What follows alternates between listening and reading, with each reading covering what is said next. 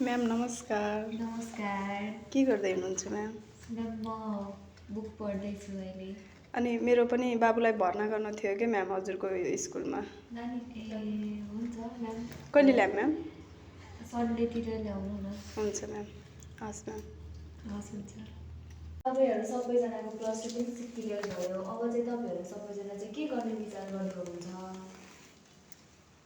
तपाईँ के गर्ने विचार गरेको हुन्छ? अब म्याम अब पढाइ सकियो। अब मलाई त मेरो सपना भनेको के हो भन्दाखेरि डिजाइनर बन्ने। त्यसै म लाग्छु भनेर चाहिँ सोचिरहेको छु अहिले चाहिँ। हजुर चाहिँ? म चाहिँ बाहिर बेङ्गलोरतिर डक्टर बन्न चाहन्छु।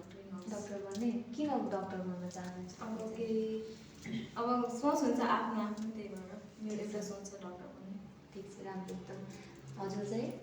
अब म त पढाइ सकियो, अब पैसा कमाउनु पर्यो, जिम्मेवारी ठोक्यो, त्यसले गर्दा अब नेपालमा त केही पनि छैन, त्यही भएर अब विदेशतिरै जानु पर्ला भन्ने सोचिरहेको छु। तपाईँ के गर्न चाहनुहुन्छ? अब मैले त अब एजुकेसनै लिएर पढेको, अनि अब एजुकेसन भइसकेपछि यसो टिचरतिर जानु पर्यो। ठिक छ, टिचरतिर नै गर्नु चाहनुहुन्छ तपाईँ चाहिँ। बिनु, तिमी चाहिँ के गर्ने सोच्दैछौ? म्याम मैले बिजनेस गर्ने सोच्दैछु। कुन बिजनेस गर्ने? मैले डाइरेक्ट सेलिङ बिजनेस गर्न सोच्दैछु। डाइरेक्ट सेलिङ बिजनेसको बारेमा मैले न्युजहरू धेरै सुनेको थिएँ होइन, अनि सोसियल मिडियामा पनि धेरै राम्रो राम्रो कुराहरू, अनि आफू पनि एउटा फाइनेन्सियल स्टेबल राम्रो हुन्छ भन्ने कुरा सुनेको थिएँ।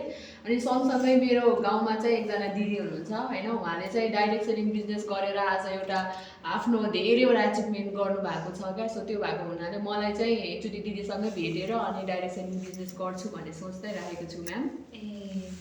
बिजनेस पनि राम्रो हो एउटा। मैले पनि धेरै बिजनेसको बारेमा चाहिँ सुनेको छु होइन, मान्छेहरूले बिजनेस गरेर चाहिँ आफ्नो लाइफलाई चेन्ज गरेको देखेको छु।